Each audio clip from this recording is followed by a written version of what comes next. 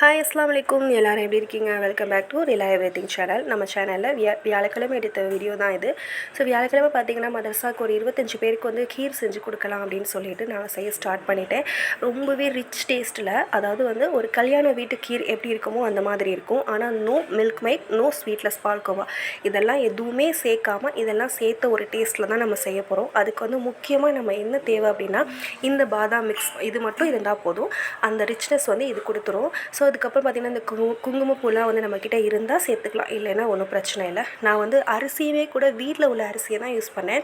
So நல்லா ஒரு 2.5 litre பால் வாங்கி நல்லா ஒரு பெரிய சட்டியில் நல்லா தண்ணி, நமக்கு தேவையான அளவுக்கு தண்ணி ஊற்றிக்கலாம். ஸோ அந்த தண்ணியை வந்து அந்த மிக்ஸ் கலக்கும் பார்த்திங்களா, பாதாம் மிக்ஸு, ஸோ அது வந்து அப்படியே வந்து நல்லா கொலன்னு ஆக்கி கொடுத்துரும். ஸோ பயப்பட வேண்டாம். நான் வந்து 2.5 லிட்டர் பால் வாங்கி நல்லா தாராளமாக தண்ணி சேர்த்து நல்லா கொதிக்க வச்சு நல்லா ஒரு 2 கைப்பிடி அளவுக்கு அரிசியை வந்து மிக்சியில் போட்டு அடித்து கழுவி அதையுமே வந்து பாலோடையே வந்து வேக வச்சுட்டேன். ஸோ அதுக்கப்புறம் பார்த்திங்கன்னா ஒரு 1/4 கிலோ பக்கம் ரவை எடுத்து அந்த ரவையும் நல்லா நெய் ஊற்றி வறுத்து அதையுமே வந்து நல்லா அந்த அரிசியும் பாலும் கொதி வந்தோன்னே அதையும் சேர்த்துட்டேன். ஸோ அதுக்கப்புறம் பார்த்திங்கன்னா ரெண்டும் நல்லா கொதித்து வரும்போது ஒரு கிலோ 1.25 கிலோ அளவுக்கு சர்க்கரை சேர்த்துக்கிட்டேன்.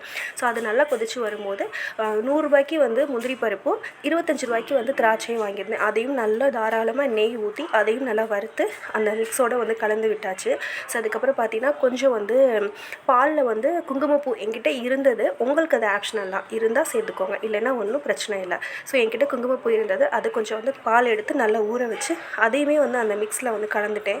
அவ்வளோதாங்க, ரொம்பவே சூப்பராக இருக்கும். கொஞ்சம் ஸ்வீட் எடுத்து கொடுக்குறதுக்காக லைட்டாக ஒரு பிஞ்ச் அளவுக்கு வந்து உப்பு மட்டும் சேர்த்துக்கிட்டேங்க. அவ்வளோதாங்க, செம்ம சூப்பராக இருக்கும். நீங்களும் உங்கள் வீட்டில் செஞ்சு பாருங்கள். செஞ்சு பார்த்துட்டு எப்படி இருந்ததுன்னு சொல்லிட்டு கமெண்ட் பண்ணுங்கள்.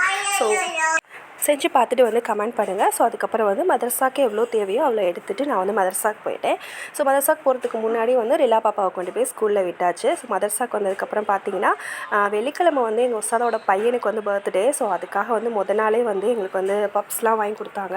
ஸோ அதையுமே நல்லா சாப்பிட்டு அதுக்கப்புறம் பார்த்திங்கன்னா ரிலா பாப்பா வந்து ஸ்கூலில் கூப்பிட போயிட்டேன். ஸ்கூல் கூப்பிட போனால் ஒரே கம்ப்ளைண்ட்டு, இந்த மாதிரி ரொம்ப சேட்டை பண்ணுது, அடிக்குதுன்னு சொல்லிட்டு. சரி, அடிக்கிற பொண்ணுகிட்ட போய் சாரி சொல்லிட்டு வான்னு வந்தோன்னே என் பிள்ளை சாரி சொல்லிட்டு வந்துட்டாங்க.